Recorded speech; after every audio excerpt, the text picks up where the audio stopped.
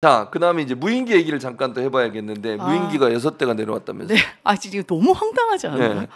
아니 거의 일부에서 모르겠어요. 사실관계 모르겠는데 용산 근처까지 왔었어요?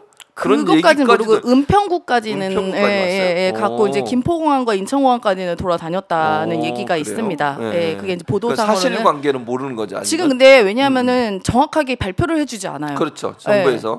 정부에서 그러니까, 제대로 얘기를 안 해줍니다. 지금까지 우리가 얘기 나눈 거는 추측에 의한 거고 그냥 네. 일반 떠도는 얘기지 네. 확인된 사실 아니다. 네. 그러나 어쨌든 보도에는 우리 쪽으로 넘어온 거잖아요. 넘어왔고 네. 7시간 동안 약 7시간 가량 우리나라를 전부 정찰을 하고 다녔던 거죠. 그러니까 정보를 어떤 정보가 가 있는지 몰라요. 근데 예전에 박근혜 정부 때인가요? 한번 북한에서 있었었죠. 무인기 내려와서 맞아요. 청와대 사진 찍었는데 그게 네. 추락해가지고 우리가 맞아요. 발견을 한 경우 있잖아요. 있었죠. 그러니까 발견을 했었기 때문에 2017년도에 발견했었기 때문에 그 안에 청와대 위에서 항공사진 찍은 걸 밝혔던 거지. 지금은 우리가 그 무인기를 다 놓쳤잖아요. 그렇죠. 몰라 어떠한 정보를 뭐를 가져갔는지 모릅니다. 이게 정말 더 무섭다고 생각해요. 그렇죠, 맞습니다. 근데 자 그러면 이렇게 한번 물어볼게요. 자 윤석열 대통령이 되고 나서 안보 얘기 얼마나 많이 했습니까? 북한에 대해서 뭐 강력한 대응하겠다, 뭐 가만두지 않겠다. 근데 지금 이런 사태가 일어났어요.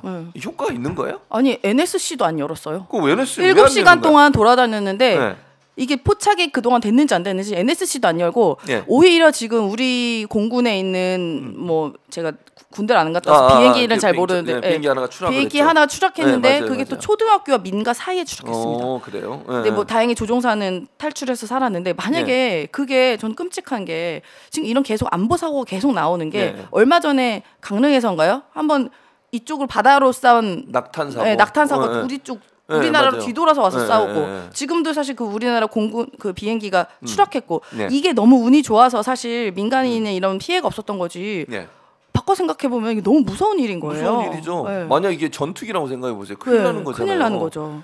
그러니까 이거를 왜 놓쳤냐는 거예요. 그러니까요. 그러니까 이렇게 우리나라 영군까지 들어와고 6대가 들어와서 활동을 했는데 이걸 격추도 못 시켰다면서요. 헬기에서 무슨 그 사격을 했는데 격추를 못 시켰대요. 100발인가를 쐈대요.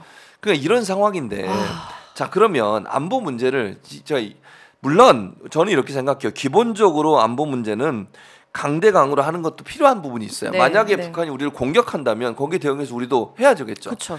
근데 평상시에 이렇게 뭐 강대강 대치하고 대화도 안 하고 협상도 안 하고 북한에 대해서 계속 공격적인 자세를 갖추고 북한도 우리에 대해서 그런 자세를 갖추고 이러니까 이런 일이 일어나는 거잖아요. 문재인 정부 때 2017년에 마지막으로 그 뒤에는 없었잖아요. 없었습니다. 그리고 도발도 안 했었고. 근데 도발이 계속되고 있는 상황에서 이렇게 서로가 에스컬레이트 되잖아요. 서로 막 강대강 대치가 되게 되면 이게 우리 안보는 어떻게 하냐? 우리 불안감을 어떻게 하냐고요, 대체. 국민들은 어떻게 전쟁 날 거예요. 지금 공포가 국민들은 계속 갖고 있습니다.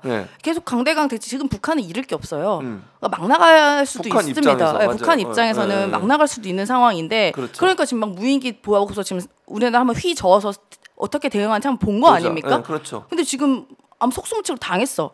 북한 내가 이렇게 조금 더 심하게 해도 될까라고 생각하고 있지 않겠어요? 그럴 수 있죠. 이렇게 충분히. 대처를 못하면? 만약에 그러면 그럴 수 있어요. 윤석열 정부 들어서 이렇게 계속 무슨 뭐 포탄도 잃어버린 사고를 비롯해서 뭐 낙탄 사고부터 시작해서 비행기 또 내려가 추락해 지금 무인기도 잡지도 못해 끊임없이 일어나고 있는데 그거에 대해서 지금 근데 큰 문제의식이 없어 보이는 게 문제죠. 그러니까요. NSC도 안 열었다면서요. 만약에 이런 일이 있었는데 문재인 정부 때 NSC 안 열었으면 조선일보가 가만히 있었겠어요? 그러니까요.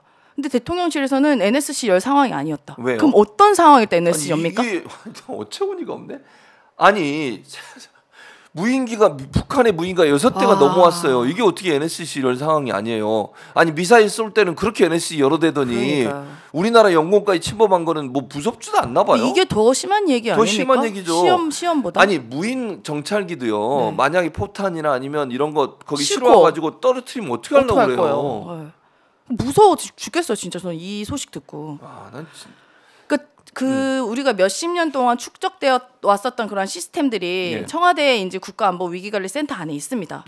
그거 안 쓰고 나왔잖아요. 그렇죠. 저는 이것도 큰 이번에 사건에 일어났던 하나의 요인 중에 하나라고도 생각합니다. 용산에 그게 있을까요? 용산에 과연 있을까요? 저도 그게 모르겠어요. 의문입니다. 궁금해요.